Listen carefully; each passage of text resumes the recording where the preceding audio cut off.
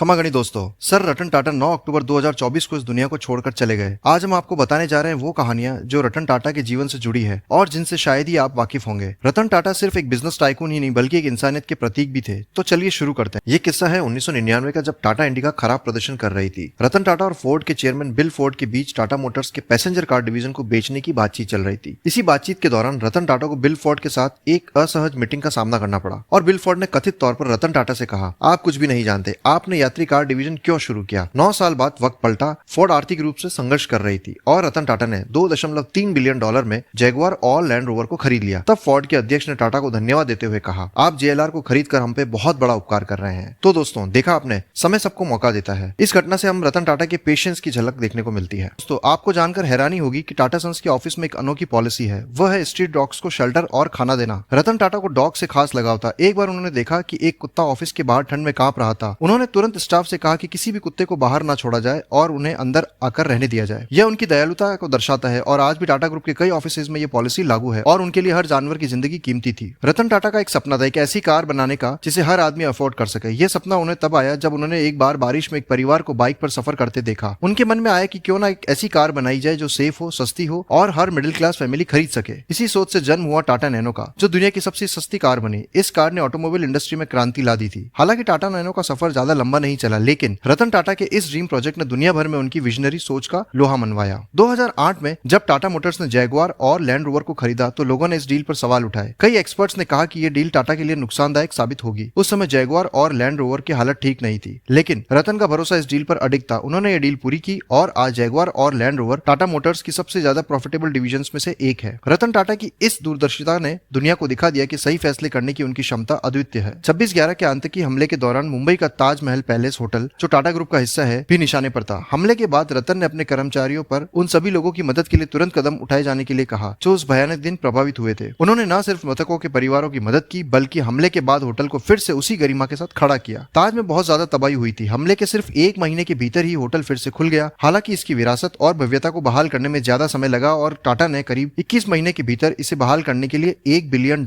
से ज्यादा खर्च किए। ताजमहल पैलेस अब केवल एक होटल नहीं बल्कि रिजिलियंस का एक सिंबल बन चुका है। यह दर्शाता है कि किस तरह विपत्ति में भी रतन टाटा ने इंसानियत को पहले रखा। रतन टाटा की सादगी के कई किस्से मशहूर है। एक बार उनके ऑफिस में एक कर्मचारी ने कैजुअली कहा, सर आपका ड्राइवर तो बड़ा खुशकिस्मत है, वो आपको रोज ड्राइव कराता है। रतन टाटा मुस्कुराए और बोले, खुशकिस्मत तो मैं हूँ, मुझे उसका भरोसा मिला। ये छोटा सा जवाब रतन के व्यक्तित्व को दिखाता है। वो हमेशा दूसरों को ऊपर रखते हैं और हर किसी की इज्जत करते हैं, चाहे वह कोई भी हो। क्या आपको पता है, टाटा इंडिका टाटा मोटर्स की पहली पैसेंजर कार थी जिसे बड़े धूमधाम से लॉन्च किया गया, लेकिन इसके बाद कंपनी को भारी नुकसान झेलना पड़ा। कई लोगों ने कहा कि टाटा मोटर्स का सबसे बड़ा फेलियर है। रतन ने आलोचनाएं सुनी पर उन्होंने हार नहीं मानी। उन्होंने इंडिका के डिजाइन और परफॉर्मेंस पर फिर से काम किया और कार को नए इंप्रूवमेंट्स के साथ रीलॉन्च किया। इसके बाद इंडिका ने इंडियन मार्केट में अपनी पकड़ बना ली, जो आज भी कायम है। ये कहानी बताती है कि कभी कभी सफलता पाने के लिए असफलता को भी एमब्रेस करना पड़ता है। रतन टाटा का एक और बड़ा सपना था आसमान में उड़ने का। वे बचपन से ही प्लेन्स के दीवाने थे। उनके इस पैशन ने उन्हें एक सर्टिफाइड पायलट भी बना दिया। 2007 में रतन टाटा ने इतिहास रचा जब वे भारत के पहले इंडस्ट्रियलिस्ट बने जिन्होंने एक F-16 फाइटर जेट उड़ाया था। उनके इस साहसिक कदम ने दिखाया कि चाहे बिजनेस हो या आसमान की ऊंचाइयां, रतन टाटा हमेशा कुछ अलग करने की ही सोचते हैं। आइए बात करते हैं रतन टाटा के वर्क स्किल्स की। रतन टाटा की पहली जॉब में उनकी सैलरी सिर्फ 1,000 रुपए थी।